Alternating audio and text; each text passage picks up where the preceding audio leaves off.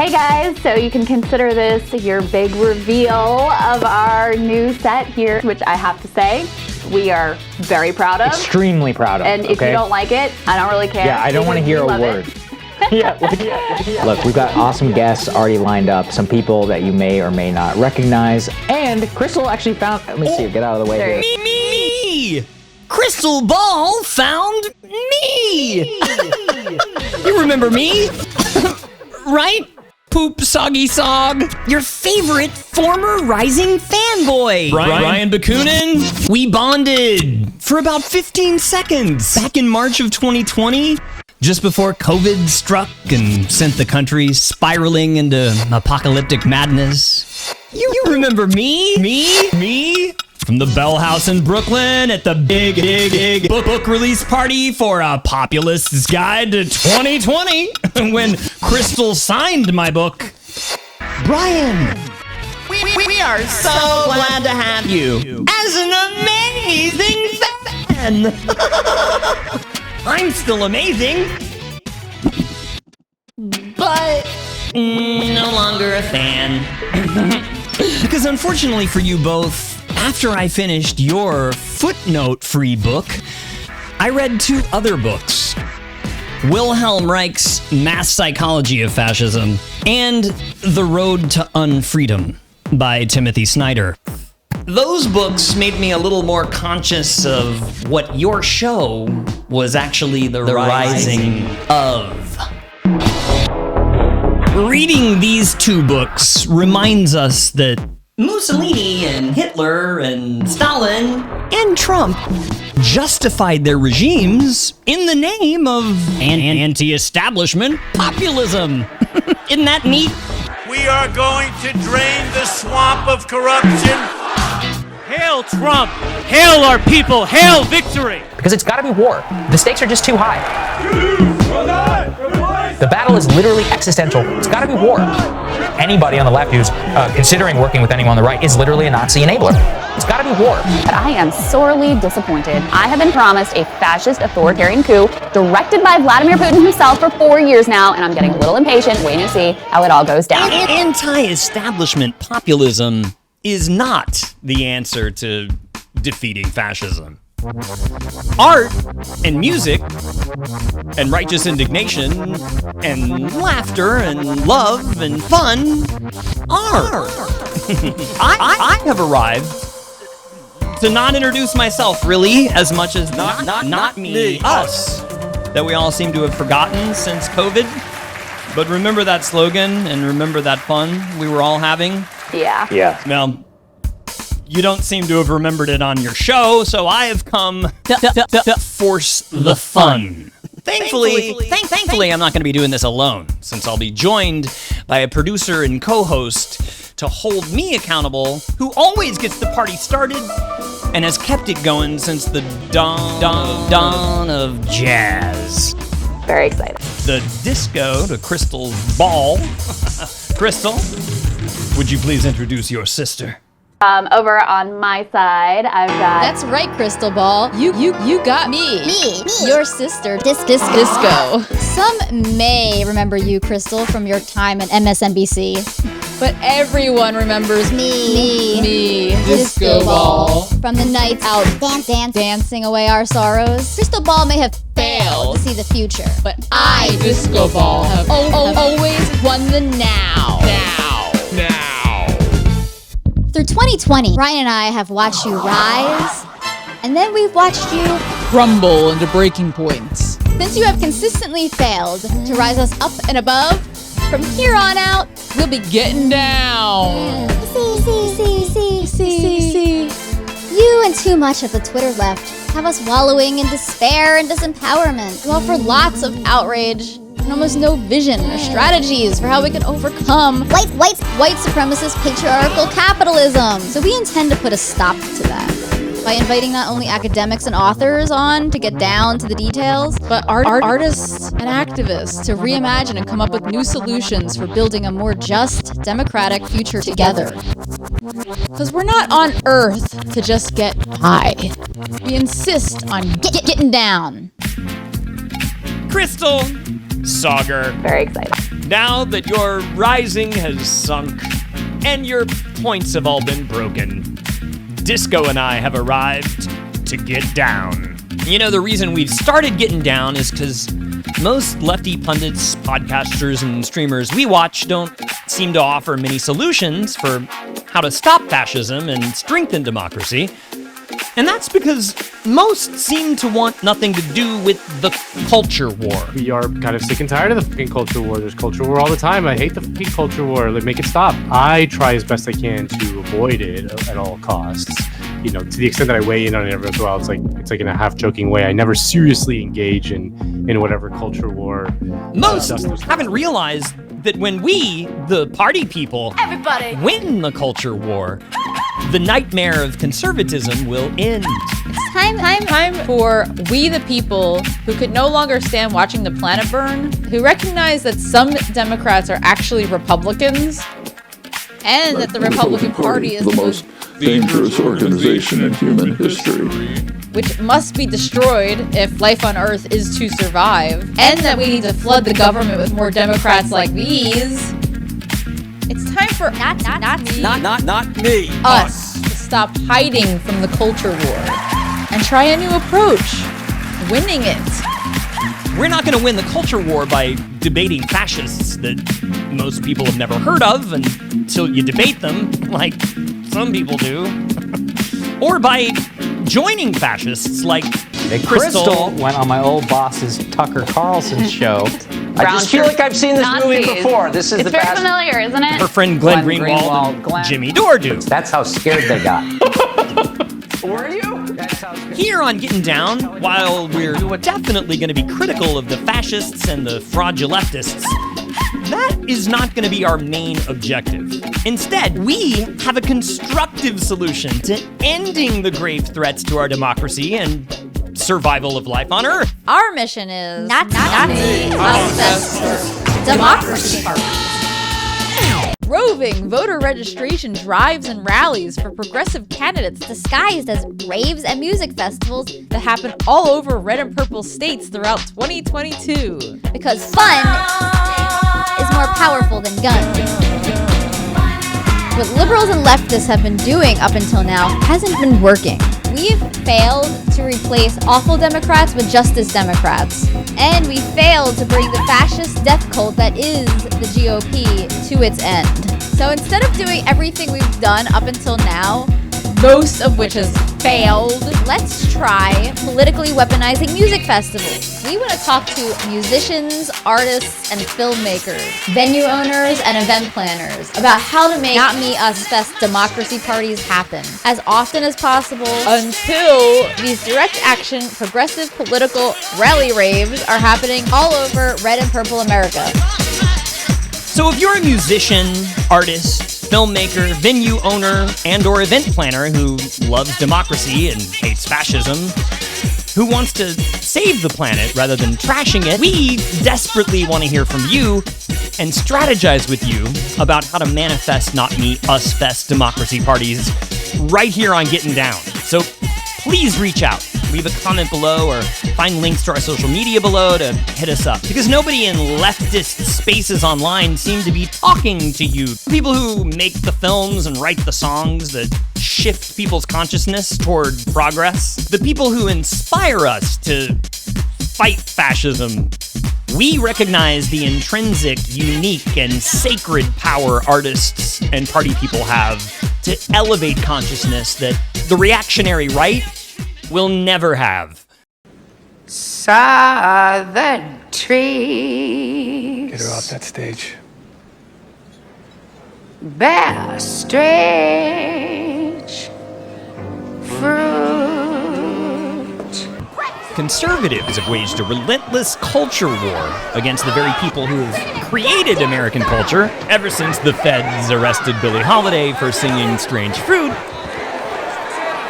So, isn't it time the people who create culture start fighting back with culture? We have to fight with the weaponry we've been perfecting for 100 years, which they have none of. When we fight back with fun, we'll dance away fascism almost overnight. So why hasn't the infectious power of fun been added to our political arsenal yet? The fun must go on. Everything woke turns to shit, okay? America First rallies are the opposite of parties.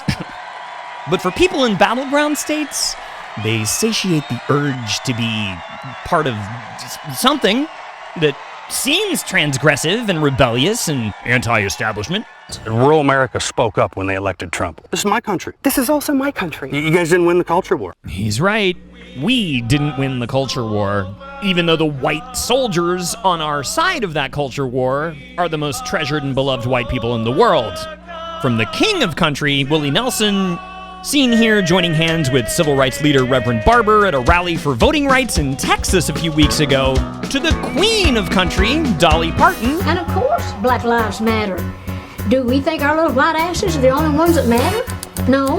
From the kings of American hard rock, Guns N' Roses, here with a Trump piñata at their show in Mexico a few years ago, to American prince of punk, Green Day's Billy Joe Armstrong, ruminating on Trump's victory just days after he won in 2016.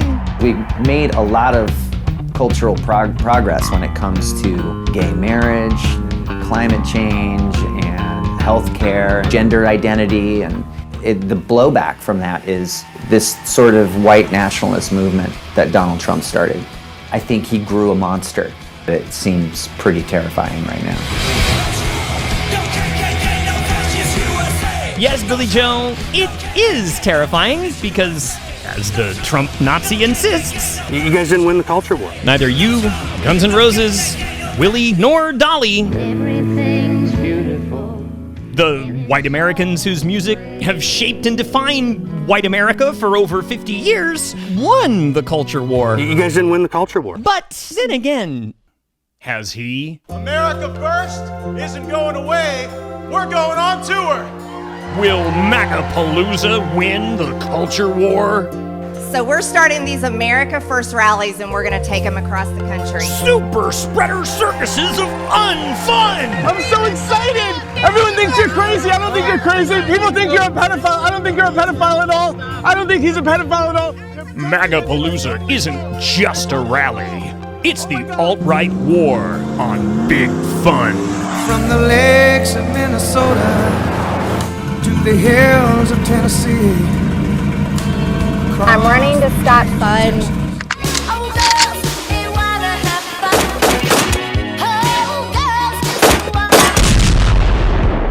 Sorry, not sorry, libtards and lefties. Matt Gaetz and MTG are rolling up and rolling in to replace big fun with unfun. This is a great nation when we hold hands with one another and when we reject critical race theory. The enemy of culture, conservative anti-culture, is brazenly, stupidly waging a culture war against the very people who create culture. Nazis tried to burn away books.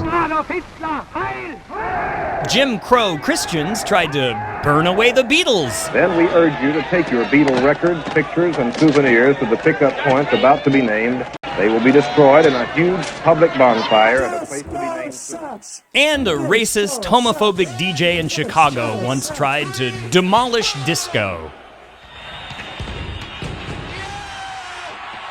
But of course, books defeated Nazis. Rock and roll and R&B united to defeat Jim Crow.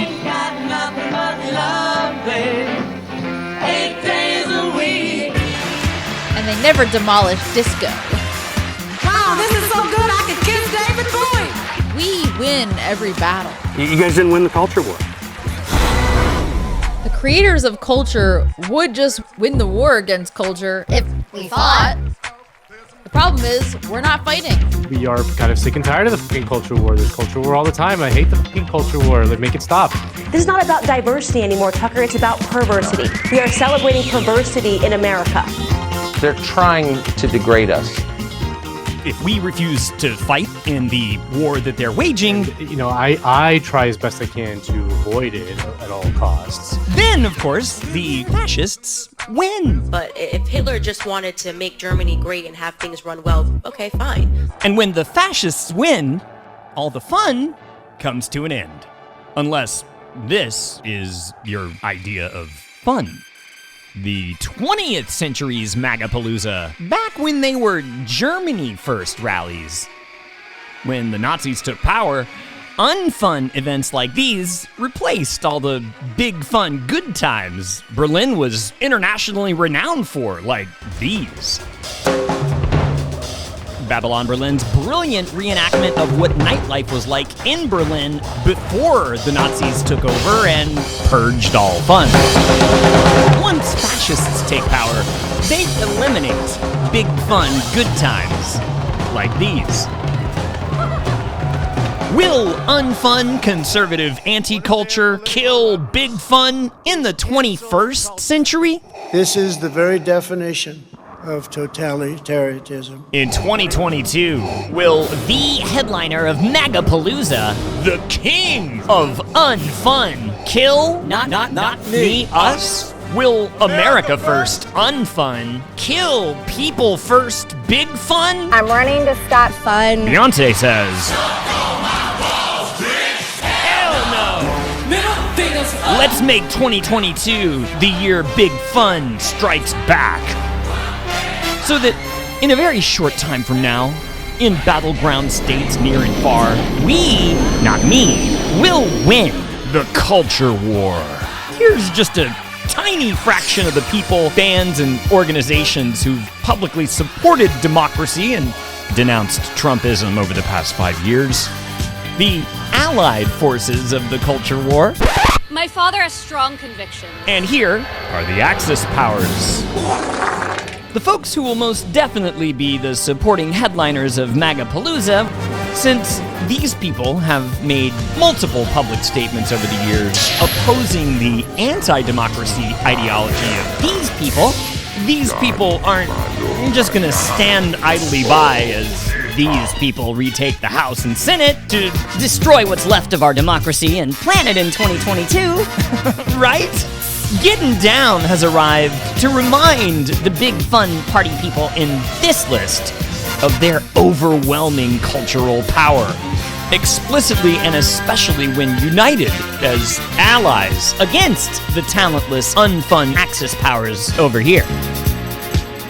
This is one of the only ways we're gonna stop the pendulum from swinging back into fascist oblivion when we, not me, troll every stop of MAGApalooza in 2022 to be the big fun, big truth alternative to the GOP's unfun big lie. So let's go! Let's troll MAGApalooza by smothering battleground districts in what they sadly lack. Irresistible, intelligent, psychedelic fun. If Not Me, Us Fest democracy parties are as Thomas painfully commonsensical to you as they are to Not Me, Us, please help us spread the word. Like and subscribe to our channel, hit us up in the comments directly, and if you're feeling extra horny about it, help fund the fun via our Patreon link below, because we're going to be dedicating almost every waking hour to making this happen, discussing, strategizing, plotting how to save democracy with the cultural visionaries who are busy doing just that. We, Not Me, already have the overwhelming, dominant power to start Not Me, Us Fest democracy parties. Now, all we need is the will. So artists, academics, activists, and party people, hit Not Me, Us up so we can manifest mind and soul-blowing experiences to save democracy across America in 2022. And let's get these democracy parties started immediately.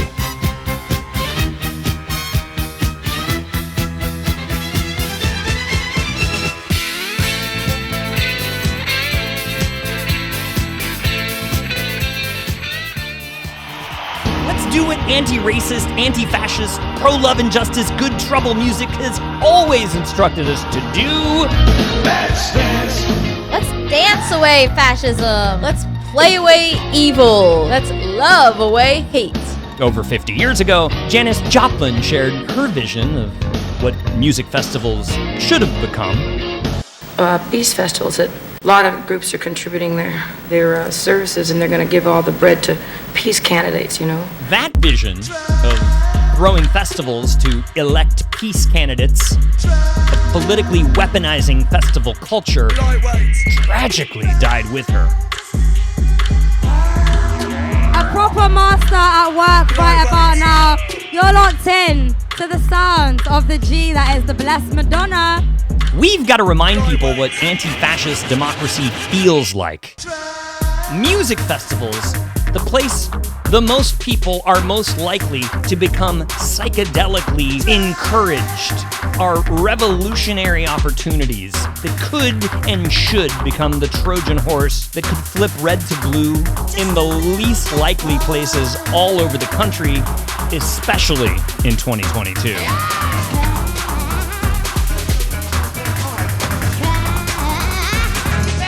These festivals, a lot of groups are contributing their services, and they're going to give all the bread to peace candidates, you know. So it's time to revive Janice's dream. Let's leverage our magic power as artists and creators of culture to win the culture war by spreading joy and hope, fun and love, to elect peace and justice candidates all over the country. At long last, Getting Down has arrived to force the fun. The artists and event planners who make fun happen, the people with the power to make people dance, who stun audiences, break hearts, and galvanize consciousness, and progressive political candidates running to defeat terrible Democrats and fascist Republicans have astronomically more influence and power than all the fake populist presidents and pundits combined. Peace festivals, a lot of groups are contributing their services, and they're going to give all the bread to peace candidates, you know. Maybe Janice's vision of politically weaponizing festival culture was informed by the artists she saw when she was growing up, who boosted the morale of the soldiers in our last war against fascism. Greetings from the Andrews sisters. I'm Patty. I'm Maxine. And I'm Laverne. Well, here comes Colonel Bronson. Hello, Colonel. How are you? I want to thank you. Sing for our boys overseas. Well, thank you, Colonel. You sit right over there while we boogie woogie bugle boy. He's a boogie woogie bugle boy of Company B. He was a boogie woogie bugle boy of Company B. Ever since the Boogie Woogie Bugle Boys defeated fascism militarily in Europe, it's only metastasized here at home, culturally. Again, Carlin was correct. Germany lost the Second World War. Fascism won it. I respect punk. Fascism won it. And I see that in you. Fascism won it. Come on now. Instead of doomer pundits, podcasters, politicians, and Rose McGowan disempowering people, it's time for the entirety of the liberal arts world to take over.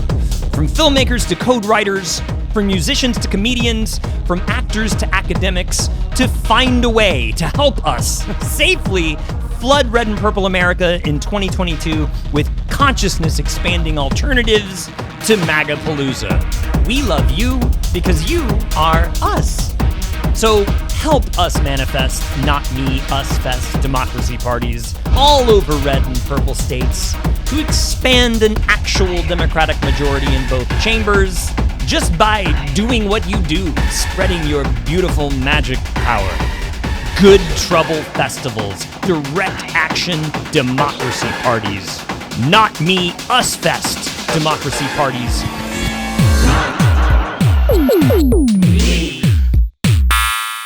Us. Democracy.